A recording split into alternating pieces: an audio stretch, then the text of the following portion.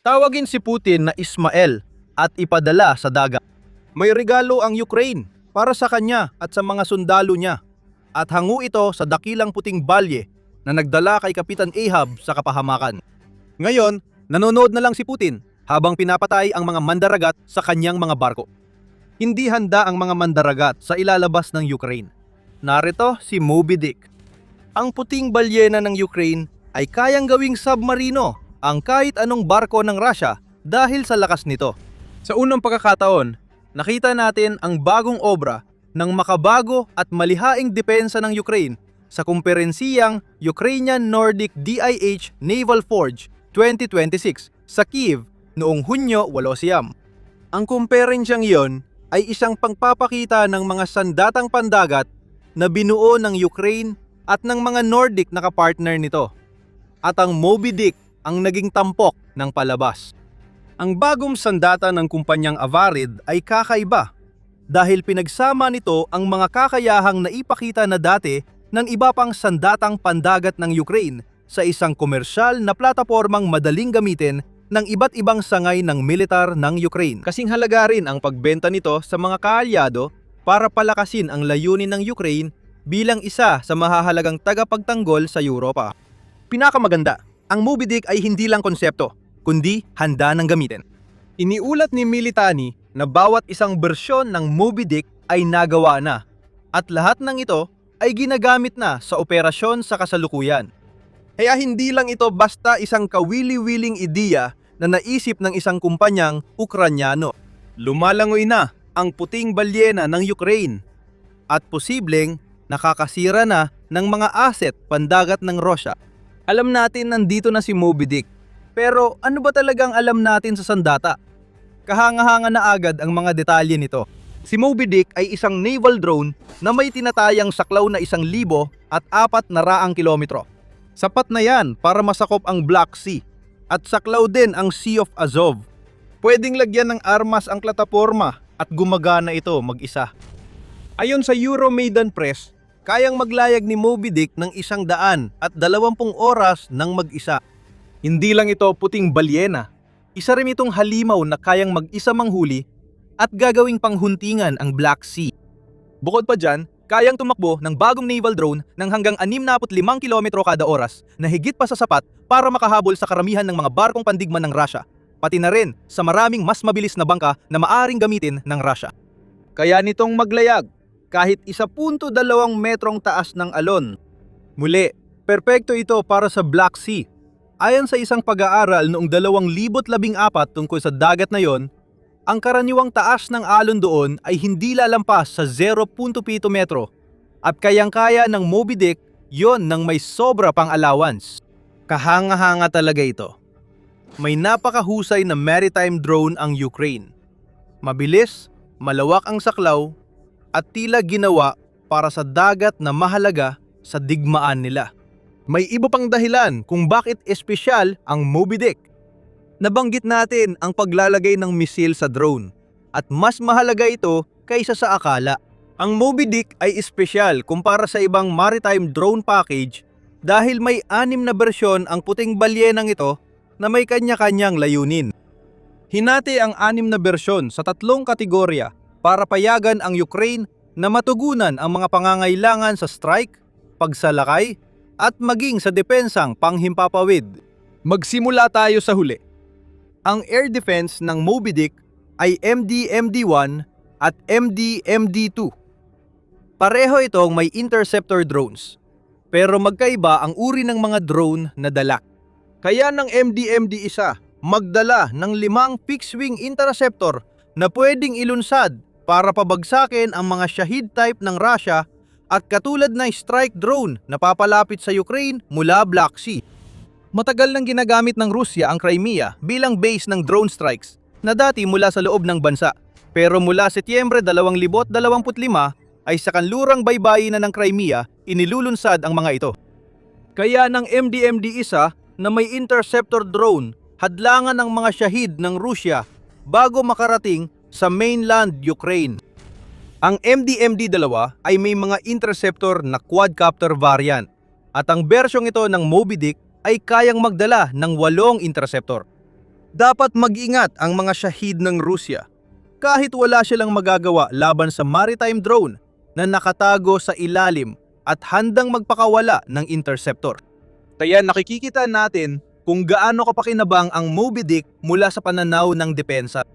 Sinabi namin na pwedeng gamitin ng Ukraine ang bagong drone para gawing parang submarino ang barkong pandigma ng Rusya gamit ang MD-MD-3 at MD-MD-4. Pareho silang dinisenyo para maghatid ng mga pampasabog na kargamento na tumatama sa mga target sa medium at strategic na distansya, ayon sa ulat ng Euromaidan Press. Sa dalawa, pinakakapansin-pansin ang MD-MD-3. Ayon sa ulat, kaya nitong magdala ng mga top secret na Morrigan drones ng Avro na malaki na ang epekto sa kampanya ng Ukraine para ihiwalay ang Crimea. Noong Mayo, 31 sa mga unang nag-ulat tungkol sa Morrigan ang United 24 media. Ginagamit ng 412th Nemesis Brigade ng Ukraine mula sa Unmanned Systems Forces ang Morrigan para atakihin ang logistika ng militar ng Russia, kabilang ang mga truck ng supply at gasolina sa rutang supply mula Mariupol hanggang Crimea. Hindi natin alam ang maraming detalye sa drone na ito, maliban na isa itong fixed-wing strike drone na kayang bumiyahe ng ilang daang kilometro. Dahil sa papel nito sa paggawa ng RR-200 at 80 highway bilang patibong ng kamatayan para sa anumang Russian truck na nagdadala ng gasolina at supply papasok o palabas ng Crimea. Ayon sa Business Insider, ang drone ay may swept wings at inilulunsad gamit ang rail o slingshot, kaya hindi na kailangan ng runway. Iyan ang dahilan kung bakit ginagamit ang Morrigan para sa MD-MD-3. Ang isang maritime drone ay walang runway, kaya ang perpektong uri ng sandata na maaring ikarga rito ay isang mid-range strike drone na maaring ilunsad mula sa 12-12 ng kilometro. Ang layo mula sa target at hindi nangangailangan ng kalsada para makalipad. Ngayon, ang drone na napatunayang epektibo laban sa mga sasakyang Ruso ay gagamitin laban sa coastal defense ng Crimea, mga barkong Ruso sa Black Sea, at mga asset gaya ng air defense systems at radar na inilagay ng Russia sa rehiyon. Naroon din ang MD-MD-4, ngunit mas kaunti tayong impormasyon tungkol dito kaysa sa MD-MD-3.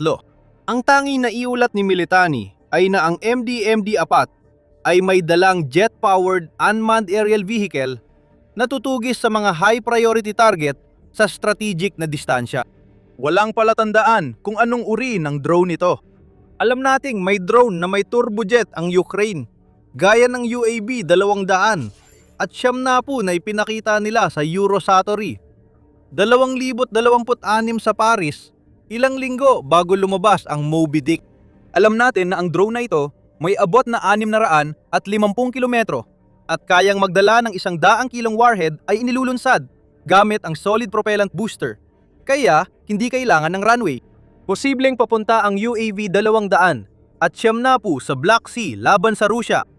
Kung totoo man ito, kailangang harapin ng mga barko ng Russia ang isang strike drone na maaring mas malakas pa kaysa sa Morrigan at kayang umabot ng bilis na 800 kilometro kada oras. Kailangan pa rin nating hintayin makita ang MD-MD-4 sa tubig bago makumpirma kung anong drone ang gagamitin ng Ukraine para sa Moby Dick na ito. Dumating na tayo sa huling kategorya at dalawang natitirang bersyon ng Moby Dick. Ang MD-MD-5 at MD-MD-6 ay assault versions na may tradisyonal na sandatang kayang makasira sa barkong pandigma at aerial asset ng Rusya. Ang MD-MD-5 ang mabigat na pambato na kayang magdala ng Browning M2 heavy machine gun module para paputukan ang mga target sa himpapawid at ibabaw ng tubig. Mayroon din itong mga missile, maaring RR-70, 3 o AIM-SHIAM missiles na pareho namang anti-aircraft missiles. Ang RP-73 ay isang sandata mula sa panahon ng Soviet na kayang sumalo ng mga target na lumilipad sa bilis na hanggang 2,500 kilometro kada oras sa taas na hanggang 20 kilometro. Ang AIM-SHIAM ay ibinigay sa Ukraine ng US at mga kanluraning kaalyado na gumagamit din ito. Ang AIM-SIAM ay isang supersonic, heat-seeking na anti-aircraft missile na may malakas na high-explosive na warhead at isa ito sa pinakamahusay na anti-aircraft missile sa arsenal ng Ukraine. Ang compatibility ng missile na ito ay nagbibigay pagkakataon sa Ukraine na ibenta ang MD-5 sa mga katuwang nito. Pag-uususan pa natin yan. Sa MD-5, makikita ang bersyon ng Moby Dick na parang ginawa para labanan ang anumang fighter jet o bomber na ipadadala ng Russia sa Black Sea o Crimea. Isang particular na issue ito para sa Ukraine. Pinananatili ng Russia ang mahahalagang aerial asset sa labas ng sinakop na teritoryo at nagpapalipad ng missile at glide bomb mula sa likod ng mga linya ng kalaban. Epektibo ang diskarte. Nagpakawala ang Russia ng 59 cruise missile, 6 anti-ship missile at 39 na ballistic missile sa Ukraine noong Hunyo, ayon sa ulat ng United 24 Media. Kadalasang inilulunsad ang cruise missile mula sa fighter jet o bomber, kabilang ang mga nakatalaga sa Crimea. Nagpapakawala rin ng Russia ng hanggang 200 at 50 glide bomb bawat araw sa Ukraine, ayon sa ulat ng Euromaidan Press, kung saan kailangang lumipad ng kanilang mga eroplano ng hanggang 200 sorties araw-araw para maihatid ang kanilang mapaminsalang kargamento. Dahil sa MD-5, may maritime drone ang Ukraine na kayang pabagsakin mula sa ere ang mga sasakyang panghimpapawid na nagdadala ng sandata. Hindi pagharang ang layunin dito. Ang Ukraine ay naglalayong tamaan ang pinagmumulan at ginagawang posible yon ng MD-5. Ang anti-air missile mula sa naval platform sa baybayin ng Crimea ay maaaring gawing di magamit ng Russia ang peninsula sa pagpapalipad ng missile at glide bomb sa Ukraine. At syempre, hindi pa huhuli. Narito ang MD-6. Ito ang pinakamapanganib na plataporma sa mga barkong pandigma ng Russia. Maaari itong maging carrier ng strike FPV drones na pwedeng gamitin laban sa air defenses at maliliit na sasakyang pandagat. Pero ang alas ng bersong ito ng Moby Dick ay ang 300 kilong warhead na nakakarga sa drone. Dahil sa warhead nito, tinawag ng Ukraine na kamikaze whale ang MD-6 na kayang bumutas ng barkong pandigma at sirain ang mga pasilidad sa daungan. Ito ang kilalang bersyon ng Moby Dick na nakabase sa Maritime Drone Collection ng Ukraine na nakasira ng maraming puwersa at kagamitan ng Russia sa Black Sea. Lahat ng ito ang naghihintay sa Russia. Lahat ng 6 na bersyon ng Moby Dick ay gumagana na at, ayon sa gumawa, papasok na ang programa sa kodifikasyon bilang paghahanda sa seryeng produksyon. Kapag nangyari yon, mapapahamak ang Russia. Pero igit pa ron, lalo pang lalapit ang Ukraine sa pagiging mahalagang manlalaro sa depensa ng Europa. Bago natin pag-usapan yan, paalala na pinapanood mo ang The Military Show. Kung ganitong uri ng kaalaman ang gusto mong makita, siguraduhin mong nakasubscribe ka sa channel at naka-on ang iyong mga notification. Based sa lahat ng nabanggit namin, mukhang magiging game changer ang Moby Dick at mahalaga sa labanan sa Black Sea. Akala mo panalo na ang Ukraine sa labang yon. Nang magsimula ang digmaan, ang Black Sea ay inaasahang isa sa pinakamahalagang yaman na meron ng Russia sa kanilang arsenal. Walang sariling hukbong dagat ang Ukraine, samantalang ang Russia ay may Black Sea Fleet, isang koleksyon ng mahigit 70 barkong pandigma at submarino na inaasahang magbibigay daan sa Russia na harangin ang mga komersyal na barko ng Ukraine at magsagawa ng mga pag-atake sa mainland, pati na rin ang tuloy-tuloy na pagdadala ng mga tropa at kagamitan papasok ng Ukraine. Hindi ayon sa plano ni Putin ang nangyari. Pininsala ng Ukraine ang malaking bahagi ng Black Sea Fleet gamit ang mga misil at maritime drone. Sa unang bahagi ng 2024 na pinsala o naipalubog ng Ukraine ang halos 1/4 ng fleet ng Russia. Kaya umatras at nagtago ang natitirang mga barko sa labas ng abot ng mga misil at maritime drone ng Ukraine. Ayon kay Metz, noong Hunyo 26, sinabi ng mga opisyal ng Ukraine na hindi na nagpapadala ang Russia ng surface vessel sa Black Sea o dagat ng Azov dahil takot silang mapasabog ng sandata ng Ukraine. Ayon sa sarkastikong pahayag ni Dmytro Pletnyuk, tagapagsalita ng hukbong dagat ng Ukraine, wala nang unit sa dagat ang mananakop, kahit sa Azov o Black Sea. Nitong mga buwan, tila naging luho na lang ang paglalayag sa dagat. Kung pagbabatayan yan, mukhang kontrolado ng Ukraine ang Black Sea at sa maraming paraan, totoo ito. Nagiging game changer ang Moby Dick na yon sa dalawang paraan. Una, ang pagkakaroon ng maraming iba't ibang bersyon ay nangangahulugan na maaring gawing bentahe ng Ukraine ang Black Sea para sa sarili nito. Nabanggit na natin ang ilang paraan kung paano nila magagawa yon nung tinatalakay natin ang mga bersyon. Kayang magpatrolya ng mga autonomous na drone para magbantay sa mga barkong Ruso na susubok pumasok sa mapanganib na tubigang ito. Magiging parang submarino ang mga barkong yon, kaya mapapanatili ng Ukraine ang nakalamang na posisyon na naitatag na nito. Kung umaasa si Putin na muling magagamit ng Russia ang Black Sea, winakasan yon ng buong plotang Moby Dick. Hindi madaling tamaan ng torpedo ang mga balyena na ito. Mas mura ang mga drone kaysa sa mga barkong pandigma na kailangang isakripisyo ng Russia para labanan sila. Pangalawa, malaking ambag ang Moby Dick sa kampanya ng Ukraine na ihiwalay ang Crimea. Malamang nagtataka ang Russia kung ano pa ang maaring ilabas ng Ukraine sa kampanyang yon. Ang logistics lockdown program ay tumulong sa Ukraine na organisahin ang kanilang mga mid-range strike drone hanggang sa nakabuo sila ng di karaniwang blockade sa Crimean Peninsula. Tinataman ang mga kalsada, tulay at truck para hadlangan ang pagpasok ng supply at gasolina sa Crimea. Ang mga mananakop sa peninsula ay ngayon ay humaharap sa matinding kakulangan sa gasolina kasabay ng tuloy-tuloy na pag-atake ng mga Ukrainian na lahat ay idinisenyo upang gawing hindi na mapapanirahan ang Crimea. Ngayon, kasali na si Moby Dick sa laban. Lalong titindi ang kampanyang naglalayong ihiwalay ang Crimea simula ngayon. Malamang tututok ang mga bersyon ng Moby Dick na kayang targetin ang barko sa mga ferry ng Russia na nagsusupply sa Crimea. Lalo na ngayong sarado na ang mga kalsada. Magiging target ang mga barkong iyon, pati na rin ang Kerch Bridge. Hindi na kailangan ng Ukraine ipadala ang kamikaze MDMD-6 para sa trabaho. Ang bagong maritime drone na kayang magpalipad ng aerial drone o missile ay maaaring sapat para tamaan ang Kerch Bridge mula malayo at putulin ang rutang panlupa ng mga mananakop na Ruso papuntang mainland. Ang sandata ng Ukraine ay maaaring gawing mas tradisyonal ng kaunti ang isang hindi tradisyonal na blockade. Isipin mo ang isang fleet ng mga Moby Dick na pumapalibot sa Crimea at makukuha mo ang ideya. Walang barkong makalabas o makapasok. Araw-araw babanatan ang gamit militar. Kung gagamitin ng Russia ang Crimea para umatake sa mainland Ukraine, may mga interceptor drone at anti-air missile na handang pumigil sa mga iyon. Lalalang lalo ang mga problema ng Crimea kapag sinimulan na ang mass production ng Moby Dick.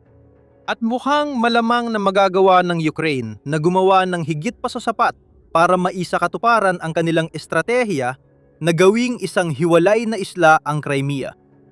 Hindi pa natin alam ang halaga ng Moby Dick dahil wala pang inilalabas na impormasyon. Alam natin na ang Sea Baby, nakahawig ng bagong drone pero mas limitado, ay nagkakahalaga ng halos $200,000 bawat isa ayon sa Defense Express. Kung ganyang presyo ang Moby Dick, kayang gumawa ng 12-12 ng unit ang Ukraine at walang magagawa ang Russia. Lalakas pa ang estratehiya para ihiwalay ang Crimea. Sa wakas, isipin mo kung saan ipinakilala ang Moby Dick. Sa Ukrainian Nordic DIT Naval Forge, 2026 conference.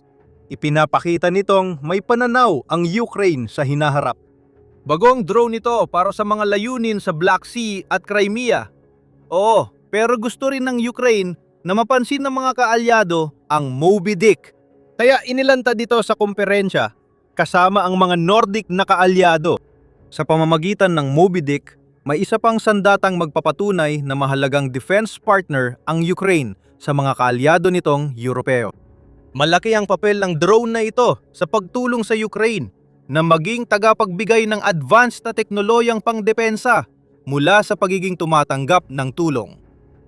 Nakikita na natin ngayon na patuloy na lumalakas ang Ukraine sa larangang ito. Noong tagsibol, Inihayag ni Pangulong Volodymyr Zelensky ng Ukraine ang drone deal, isang pandaigdigang pakikipagtulungan ng Ukraine sa ilang bansa sa gitnang silangan, Europa at Caucasus. Ang kasundang iyon ay para tulungan ang mga kasali makabuo ng magkakapatong na mga depensa sa himpapawid based sa karanasan ng Ukraine. Maaaring pahintulutan ng Moby Dick ang Ukraine na gawin din ito sa depensang pandagat.